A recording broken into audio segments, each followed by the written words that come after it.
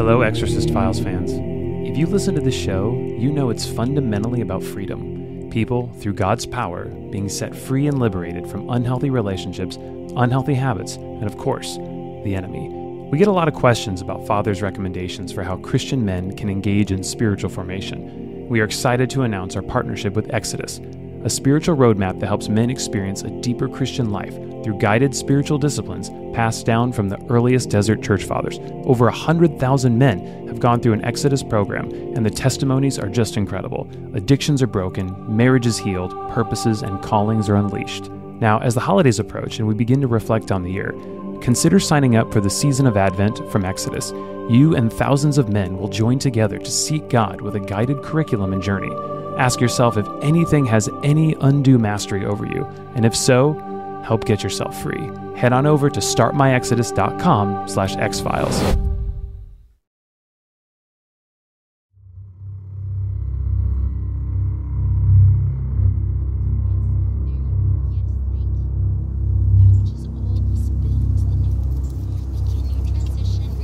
The world of evil is very much the mafia world.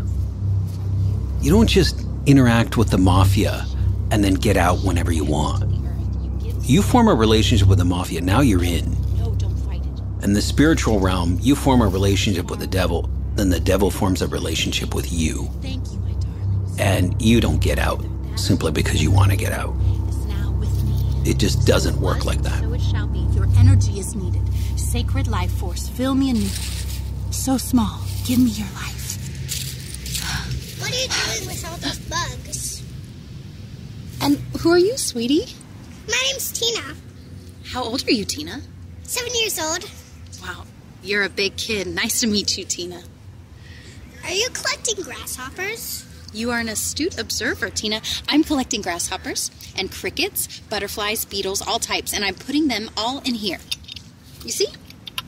I need them for something very, very special. That's a lot of bugs. Yes, it is, but I need more. Lots more. Say, would you like to help me? Yes. Well, come on then. Okay. You have to be very slow and patient. Just watch. Eventually you'll see one. There's one. What's that one? Ooh, that's a stink bug. Careful with those. They're very stinky. Oh, you got it? Quickly now. Did you get it? Got it. Ew, it's gross. Great job. Now drop it in the jar just like that. Good. Excellent work, Tina. So what's going to happen to the bugs? They are now in service of a greater good, Tina. All of them will eventually die in this jar. You want them to die? No, of course not, but they are dying for us, Tina. It's their destiny. But why do you let them die? They're giving me their life so I can create a new one. You're making new bugs? No, I'm making a new life. Life like you and me, Tina. That's funny. Tina? Yes, to some it is. Tina, Hey, Mom. what did I say about running off like that? You need to stay where I can see you. Remember, I told you not to leave the playground area without asking But me. I saw this lady crawling on the ground, and I asked her what was she doing. I'm so sorry. Is my daughter bothering you? No, not at all. She's quite the little helper. Great energy. We're collecting bugs so they can help her make new people. She's making a person out of the bugs. Tina, please come here. Time to go. Oh, Mom, Right now. That's really not necessary. Your daughter's helping me with something very, very special. All right, let's go. Children are such a blessing, aren't they? Have a nice day, ma'am. Lurking coward. Beg your pardon? You're not worthy to have a child. What the hell is wrong Rotten with excuse of a mother. How dare you The talk to blessing me of like life that? is squandered on such a feeble mind. You're demented, lady. Wretched energy parasite. Guard that one closely while you still can, for your You time stay the will hell come. away from my daughter. You All hear your me? times will come. It's okay, The honey, don't maggots cry. that That woman feast is on just your flesh will have more significance confused. than you. She's sick. You fail your daughter as Cain Very, failed. very sick. Death comes for you! Foul creature, I will absorb your death!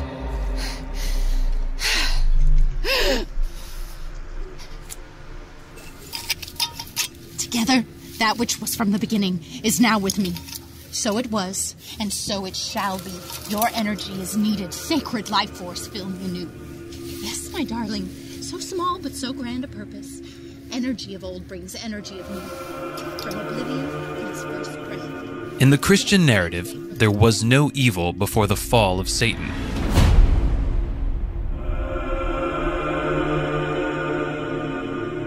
In the beginning, God created the heavens and the earth.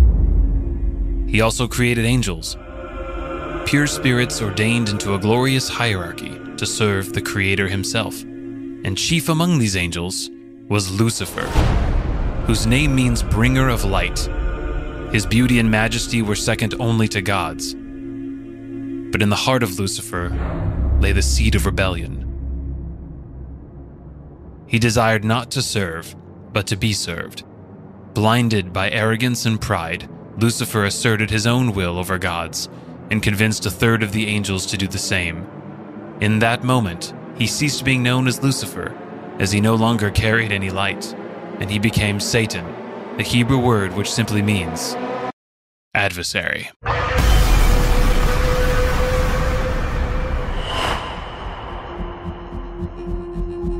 A great cosmic battle occurred in heaven. God's forces, led by the archangel Michael, formed one side. Satan's forces charged against them on the other. The rebellious angels were defeated, and Satan and his angels were forever cast out of heaven. In this state of eternal separation from their Creator, these fallen angels are today known as demons. Their dominion, the physical universe. Their mission, to sabotage God's plan for humanity by attempting to coerce us into their rebellion.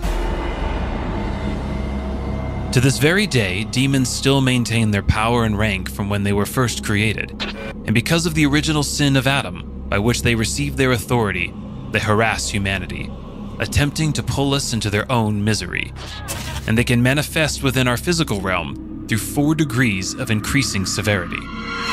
Manipulation of a place or object through infestation, attacks on the human body and behavior through oppression, attacks on human thoughts and dreams through obsession, and most exceptionally, taking full control of the human body and acting without the victim's consent or knowledge through possession.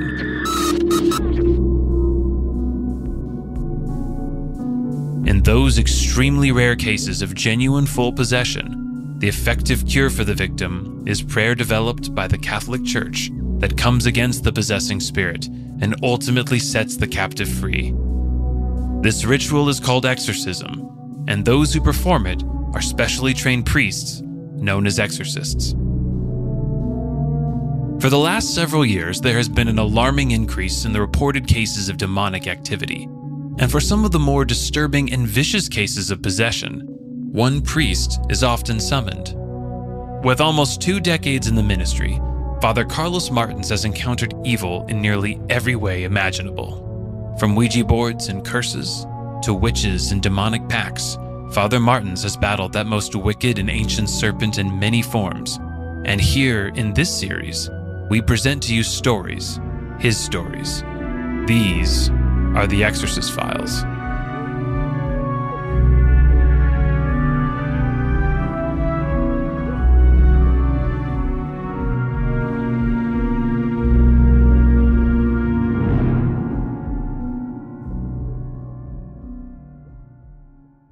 Hello, Exorcist Files fans.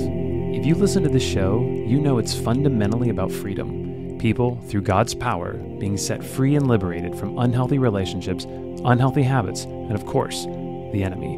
We get a lot of questions about Father's recommendations for how Christian men can engage in spiritual formation. We are excited to announce our partnership with Exodus, a spiritual roadmap that helps men experience a deeper Christian life through guided spiritual disciplines passed down from the earliest desert church fathers. Over 100,000 men have gone through an Exodus program, and the testimonies are just incredible. Addictions are broken, marriages healed, purposes and callings are unleashed. Now, as the holidays approach and we begin to reflect on the year, consider signing up for the season of Advent from Exodus.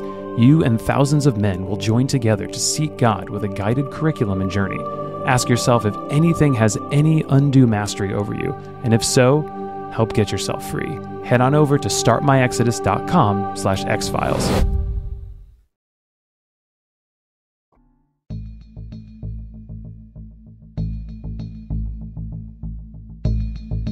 Hi there, I'm producer and host Ryan Bethay, and together with our renowned exorcist and priest Father Carlos Martins, I am so excited to be your co-host of The Exorcist Files, a show that takes a deep dive into the world of spiritual warfare. Now, the subject of the demonic is a weighty one, and to be clear, it's not something we take lightly. In preparing for this project, it became evident in our research that nearly every culture on Earth has a framework for dealing with evil spirits, and to this day, the supernatural is considered a reality by an enormous portion of humanity. So, while we do wish to captivate you with our presentation, our goal is certainly not to celebrate, but rather to raise awareness and shed light on the nature of evil. And should you ever encounter something that lines up with Father's experience, you will have a resource for how to deal with it. Now, before jumping in, I'd like to set the table with a few things. First and foremost, the stories you hear throughout this series are all first-hand accounts from Father Martins, pulled straight from the vault that contains his case files. And yes, there is an actual vault. Next, the subject matter is incredibly sensitive and emotional for those involved in these stories, and as such, the names, locations, and other specific details have been altered to protect the privacy of the victims and their families. And finally, to fully absorb what we intend to be an immersive binaural audio experience, headphones or earbuds are highly recommended when listening to this podcast. Personally, I'd leave a light on and not listen to this right before bed. Now, without further ado, it is my utmost pleasure to introduce you to our resident demon disciplinarian, the one and only Father Carlos Martins. The job of the exorcist, contrary to what most people think, is not to cast out the devil. The job of the exorcist is to find out why is the devil there. He tasks himself with discovering what rights the devil has gained within the victim, and then to aid the victim in rescinding those rights. Because without rescinding those rights, the devil has every right to be there. That is the process of exorcism. My name is Father Carlos Martins. I am a priest of the Catholic Church, and for the better part of 20 years, I have been helping to liberate people of all faiths who are ensnared by the devil. Once again, my name is Ryan Bethay, and I'll be your co-host for the show. It is now time for our inaugural case file. May I present to you the accounts of Cheryl, her husband Mark, and a case of severely misguided psychic energy.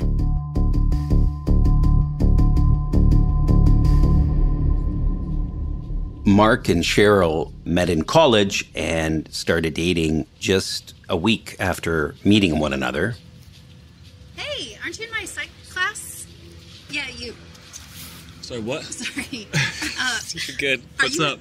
Are you in Psych 170 with me? I don't know. I think I'd remember you. Mr. Cohen? Oh, nope.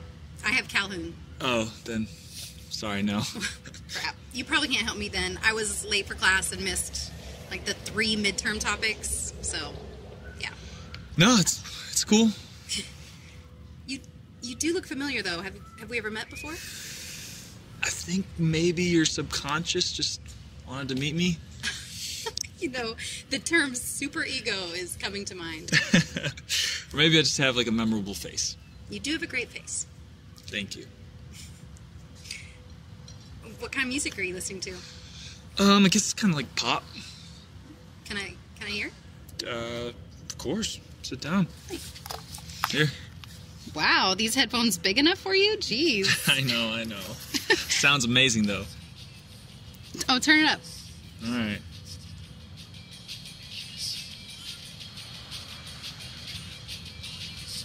Right? You like it? It's so good! Oh, chill. You're yelling. Sorry. You're good. That's loud. That's good. What is it? Postal Service. Oh, okay. I haven't heard of it. Oh, I'm obsessed with them right now. Kind of like their fanboy. Sounds like their fan base is male-dominated. I see what you did there. That was awful. Like, that was top 10 bad jokes I've ever heard. It made me laugh. I'll allow it. It was good delivery, though. Thank you. Oh, stop it. Got her. That was even worse. Yeah, that was pretty bad. I'm Mark, by the way. Cheryl. Nice to meet you. Nice to meet you. So, what's your next class that I'm out in? It's in Garland Hall. Garland Hall. Mine too. Really? 1 year later, when they were both 22 years old, they married. They complemented each other well, but with each passing year of their marriage, their relationship became more and more strained. Both were eager for children, but for some reason that was undiagnosable, Cheryl was not able to get pregnant. Various times, she and Mark had been tested medically, but the results had always come back normal. Babe, talk to me. Anything? Negative. Can I come in? Yeah.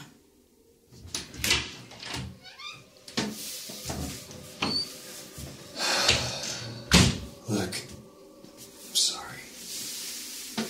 Honestly, I wasn't expecting anything right away, you know?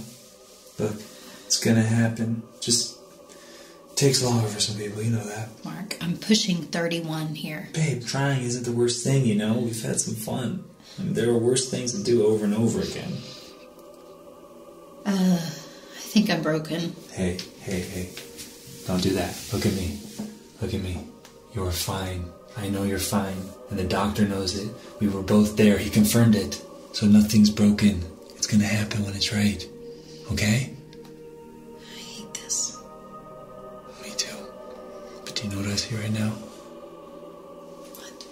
I see a stunning, gorgeous, perfectly fertile wife, and I will love you, even if we never conceive. I will always love you with my entire... What?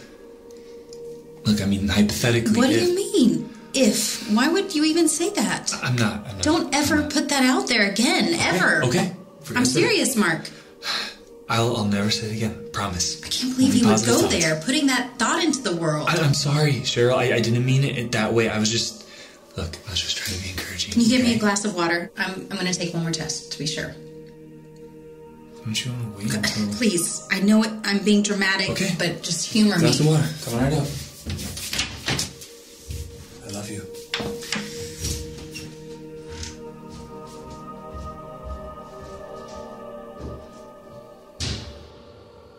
With each passing year, Cheryl became more and more depressed. That depression reached such a point that she could no longer hold a job. Cheryl. Hey, Mr. Meyer. Sorry, I'm finally calling. I wasn't feeling well and... I don't know how to put this. Uh-huh. Everyone here loves working with you. I hope you understand that. But within this days, the tardiness is just some mistakes. We've had so many lately on your watch. I'm afraid your performance has become untenable. And we think it's best for you to take some time from the company. I'm sorry. Starting today. I don't know what's wrong with me. I don't know why it's hitting me like this. Economically, Mark made enough money to support his wife. He feared, though, that without a job, Cheryl would have more time to worry about being childless. He was right. Turn the light off, please. Oh, sorry. I didn't realize you were... What are you doing? Playing The Sims. Busting out the classics. Wow. You're not roll with that game. Mm-hmm. It's a little dark here, don't you think? If you say so. Aren't you supposed to be at Val's right now or something? I decided to stay home. Why? I didn't feel like going. But it's Val's and paninis. You love paninis. You were supposed to bring me back one. Trust me, nobody would have fun if I went over there today. But why? Because her son is home from school and I can't fake happy with that little guy running around, okay? Can you please stop interrogating me? Cheryl, you can't avoid your friends for having kids. Can you run downstairs and grab me a cab and a glass? Thanks. Sure, but how about you have a glass with me instead of I yourself? need to finish this one. Can't stop now or I'll forget what I was doing. Okay. Thanks. Well, Come down when you're ready and we'll wash something. Love you. For a year, Cheryl was in a very dark period where she lived as a virtual shut-in. But then after about a year, there were new developments. Cheryl, what are you doing? So stupid.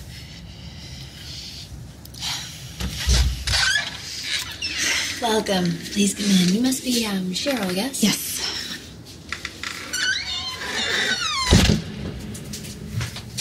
It's so lovely to meet you. Yeah, thanks. You too. Please sit down. Here, okay. Can I get you anything? A water? Actually, yeah, that'd be great. Don't have to be a sidekick to see someone is thirsty. Well, I've never done anything like this before. Everyone says that their first time. I'm thinking I need a special kind of help. I don't know where else to go, and I figured this couldn't hurt.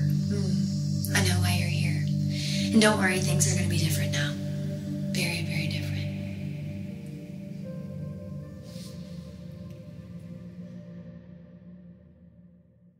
Hello, Exorcist Files fans. If you listen to this show, you know it's fundamentally about freedom. People, through God's power, being set free and liberated from unhealthy relationships, unhealthy habits, and of course, the enemy. We get a lot of questions about Father's recommendations for how Christian men can engage in spiritual formation. We are excited to announce our partnership with Exodus, a spiritual roadmap that helps men experience a deeper Christian life through guided spiritual disciplines passed down from the earliest desert church fathers. Over 100,000 men have gone through an Exodus program, and the testimonies are just incredible. Addictions are broken, marriages healed, purposes and callings are unleashed. Now, as the holidays approach and we begin to reflect on the year, consider signing up for the Season of Advent from Exodus. You and thousands of men will join together to seek God with a guided curriculum and journey. Ask yourself if anything has any undue mastery over you, and if so, help get yourself free. Head on over to startmyexodus.com/xfiles.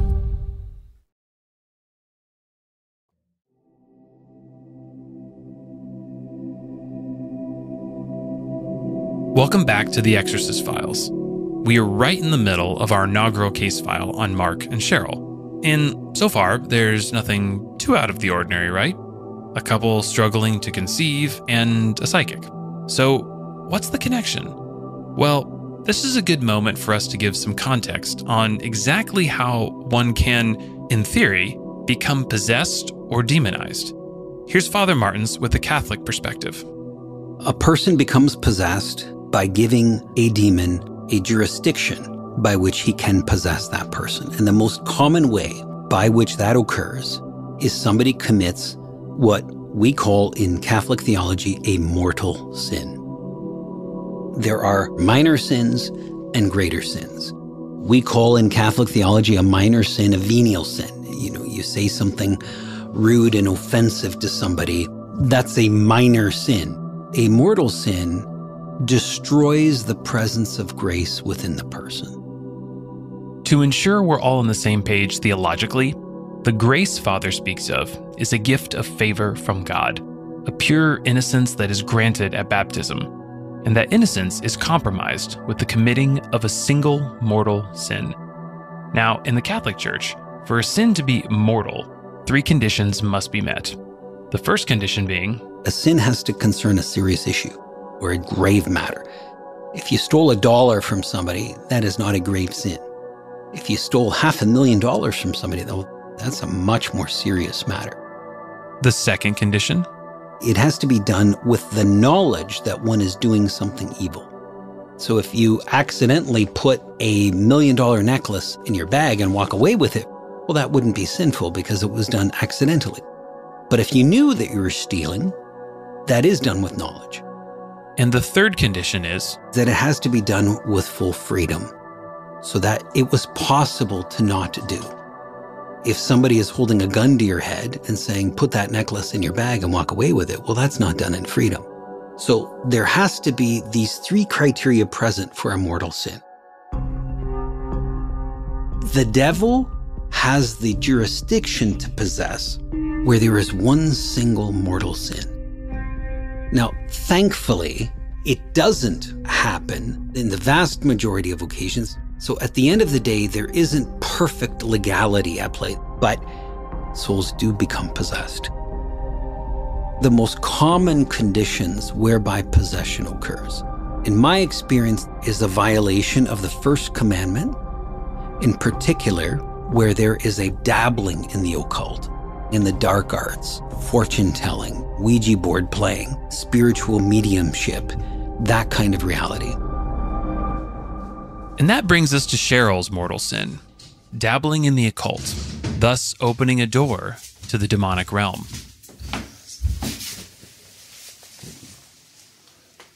Hey, babe? Yeah. This onesie, whose is this? Ours. This baby onesie? Yeah. What's it for? It's for us, silly. I bought it at Milton's. Isn't it cute? It is. But do we really need a onesie right now? Now, later, it doesn't matter. Our child will wear it. We need it, so I figured I'd just get an early start. I guess so. Yeah. Come on. I mean, it says Mama's first mixtape. Tell me that's not a perfect onesie.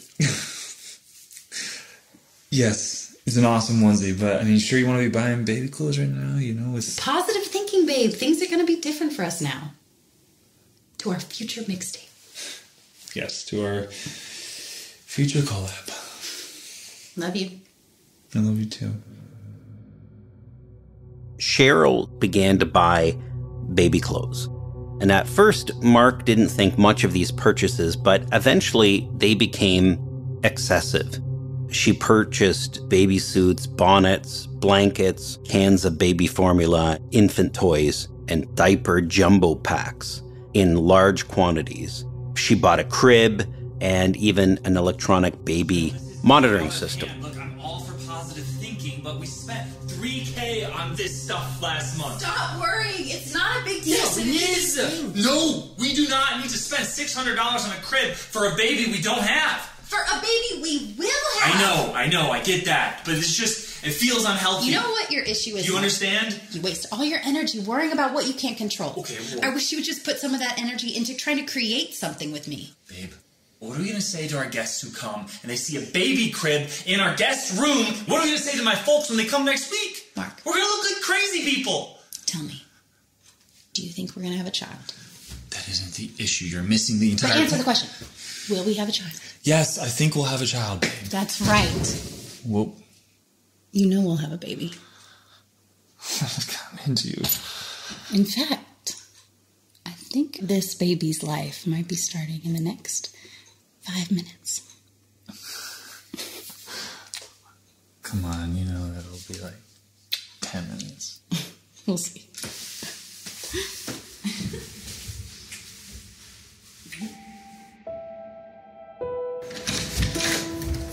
Hey! Where you been? I'll tell you about it later. What's in the jar? But more ominously, Cheryl began to collect insects. Dead insects. Energy committed is energy returned. Thank you, my darlings. Thank you for your sacrifice. Your purpose is now being fulfilled. That which is old and is spring in the wind. And here today, I give it to you. Energy committed is energy returned. Energy committed is energy returned. Oh, you can't be serious. Cheryl, what the hell is this? She would bring back crickets, grasshoppers, hornets, moths, butterflies, etc. Initially, Cheryl put them in the guest room, the room she had transformed into a baby nursery, lining them up on the window ledges, on the top of the dresser, and on the baby changing table. To Mark, the baby stuff he could, in a sense, understand. One could see it as a form of positive thinking, but collecting the dead insects was just weird. Mark knew that his wife was psychologically fragile, and so he trod lightly. How was your day? Good. Productive, actually. How was yours? It's good. It's good. Can you pass the salt? Thanks. Okay, look, I can't keep dancing around this, babe. Why do we have jars of dead insects in our house? They will help me get pregnant. You lost me. Well, when living creatures die, their energy, their life force, if you will, it hangs around their bodies looking for a place to form new life. Death releases life energy. I'm harnessing that energy to increase my fertility. It's actually pretty simple. Okay. Cheryl? Just gotta ask, do you actually believe that? I'm not 100% sold. It sounds bizarre, I know, but we know energy is neither created nor destroyed. So is it completely implausible? I don't think so. So I'm fine giving it a try. The jars are sealed tight, babe. Where'd you hear about this? A friend? A friend? Which friend? You haven't met her. Okay. Look, I know my opinion probably matters less here, babe, but for me, no matter how virtuous our goals are, keeping jars of dead bugs around the crib seems really bizarre and far-fetched. Mark, all this energy that you're wasting worrying about these bugs, you could be applying it to the belief that our child will arrive very soon. Cheryl, how am I supposed to explain this to anyone who unfortunately tries to visit us right now? I will not waste my divine energy being ashamed of what you or anyone else thinks about this. Period. It's a bad look, babe. I'm not hurting anyone. Who cares? I want to have a baby. I'll try anything. At least I'm trying something. Why are you trying to terminate this process? I'm not trying to. This is unacceptable. I'm struggling here, Mark, and I'm doing everything in my power to bring a life into this world. So can you please do that? Can you please be my husband? My ally? Who are you supposed to be right now? Okay, fine. I get it. We'll keep them. It's just weird to me. I just needed to say that, okay? Just... Can you do me a favor? Can you just put them somewhere hidden when we have guests over, please? Of course. That's a perfectly reasonable request. Okay, then. This asparagus is so tasty. Totally worth the smell. Don't be gross. Hey, don't shame my genetics. Shut up. More wine? Oh, please. Oh, there's a tub.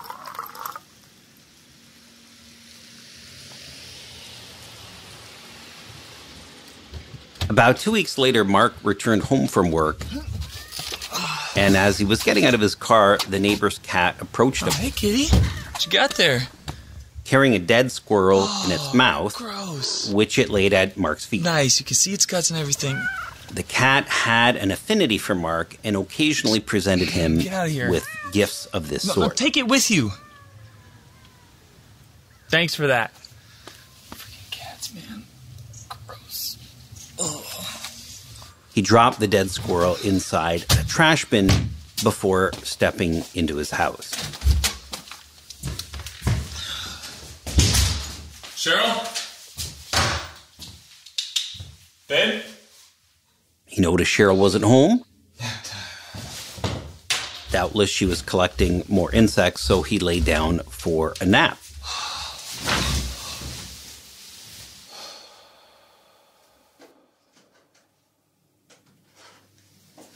He awoke after about an hour. Hey. Hey, look. Hey. Good nap?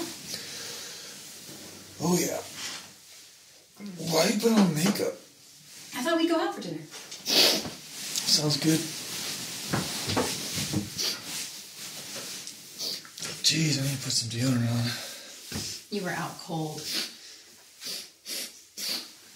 Okay. For once, it's not me. What are you feeling? Mediterranean? Or Indian? Babe. Mark, I'm talking to you. About Mexican? Maybe tamales? Mark peeked inside the baby room. There, on top of the changing table... Oh, no. You're going to be shitting me. Cheryl! There is a dead squirrel in the house! It's so much bigger than an insect. It gives more life energy. That's it.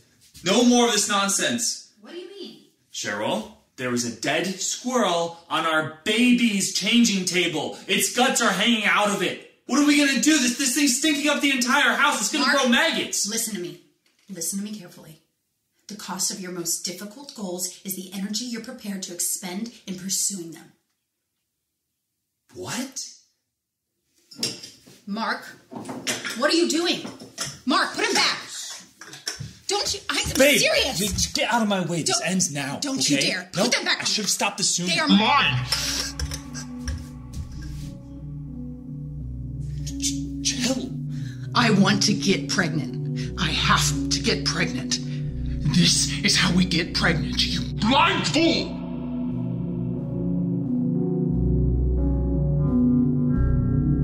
Unfortunately, we are out of time for now.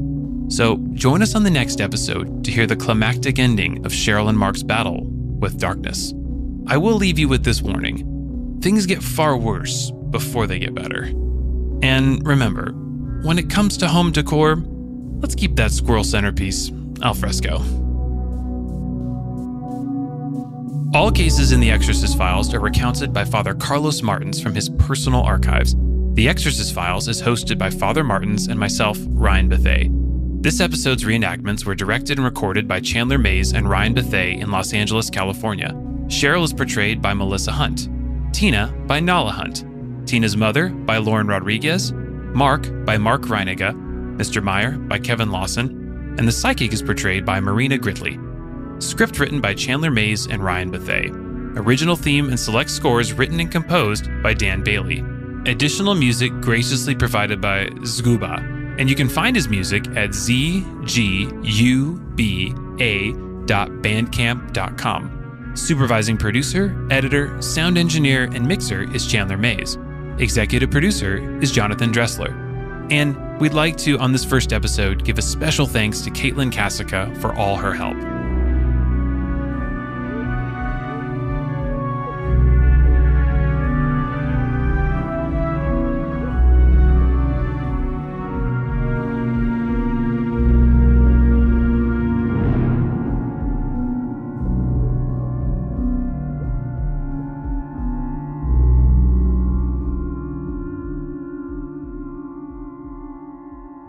The Exorcist Files is a production of iHeartRadio.